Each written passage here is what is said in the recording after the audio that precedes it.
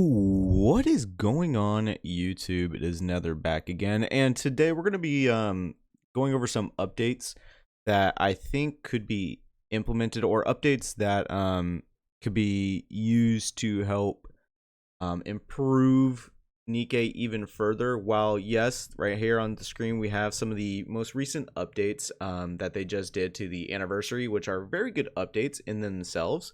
But I think some of them can actually be done better or even improved further.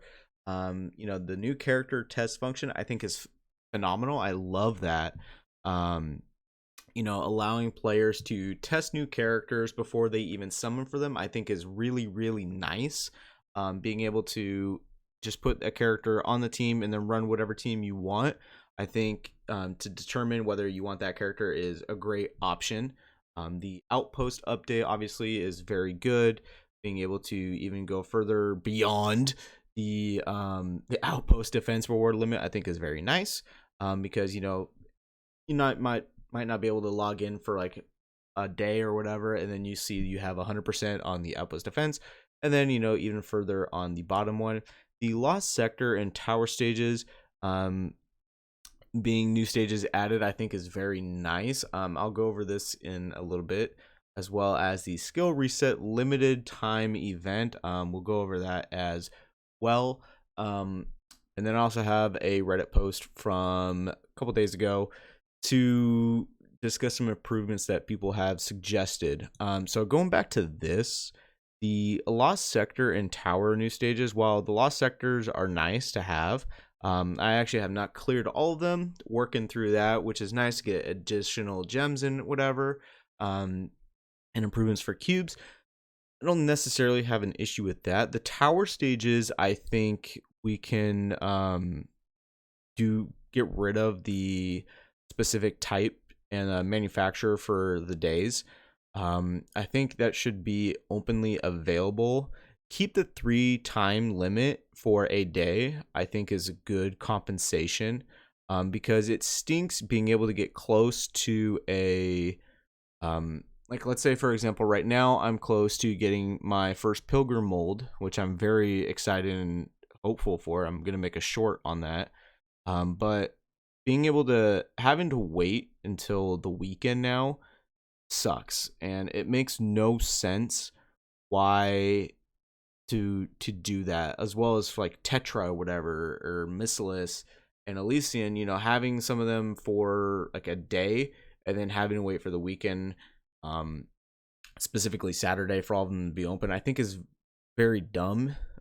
They should be open every day, and keep the 3 a limit, I think is fair balance, because ultimately they want people to spend money and pull for characters. But if you do that, you allow players to not only pull for new characters or whatever, more enticed to spend more time with the game, possibly spend more money, but they also allow players to get past the 160 wall. So that's for that. The skill reset limited time, I think that should not be limited. I feel like this should be like a permanent feature you should be able to do, let's say on the weekends, because doing this, you're able to save resources and all that, and then build new units, as well as build up your stockpile of resources to increase the skill set of characters. I think that should be the case. So now let's go ahead and jump over to this Reddit post. And the first post, or like the most upvoted one, and something that I actually agree with quite a bit, is the add like a champion arena, or ultimately just rework PvP. I feel like the game right now is missing 2 key elements that I'm going to go over now, and that obviously being the first one, like this post is saying, add champion arena. Rework the PvP, rework the meta or whatever, make it so that like certain weeks certain units are boosted, and just rework the rewards, make it so that the rewards are more enticing, because at this current point I actually don't think PvP is really worth anyone's like attention. um you know not necessarily making PvP the focus of the game, because other games such as Grand Cross, Treasure Cruise, and a bunch of other games that I have played have a PvP mode, and they somewhat ruin it a little bit. You don't want that to be the case, but you want it to be more enticing for players to participate in PvP and make that a little bit of a, somewhat of a priority for when they do their dailies or weeklies or whatever. I already went over like a Tribe Tower rework. I think that should, definitely be the case. Make it so it's open every day for every manufacturer. The bond stories, I think they should up the bond stories to the rewards up to 20, 30, and 40. Because once you get to that 10 mark, it's really like, all right, well, I'm just increasing, not really doing much else. So if they make gems available for those as well, or even give like skill books or like little manuals or whatever to help boost up a character's skills, I think would be very, very nice. There was something else I believe down here. Bunch of overload gear, and I think I actually went or like a Tribe Tower reset. I think that would kind of be dumb a little bit. Maybe maybe not actually. That's a possibility. But another thing is that right here, a challenge mode. Make something like end game content so that let's say, I mean, content creator purposes speaking, I want to be able to do something that I can showcase a character and really just prioritize them. Make something similar to like what Dokkan has with like their red zone events, or maybe like Honkai Star Rail does with their Memory of Chaos or something. Make some piece of end game content so like player can like really dive in, like do something, and it's rewarding and challenging. I know some players, I know Sky does this where he has an EX stage.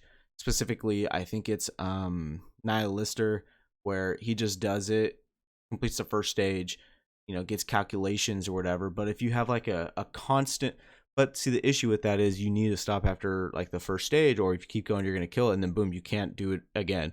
Have something like that constantly going. Not like the interceptions or whatever, those, it's just kind of meh. I know you can make an argument like, that's the same thing, but make something so it's like a monthly reward when you complete it or whatever. I think that would be good. Adding the abnormal Nikkes to be used in like a pilgrim tower, I think that is also another good option. And there was bothering me, but I think there was like something else.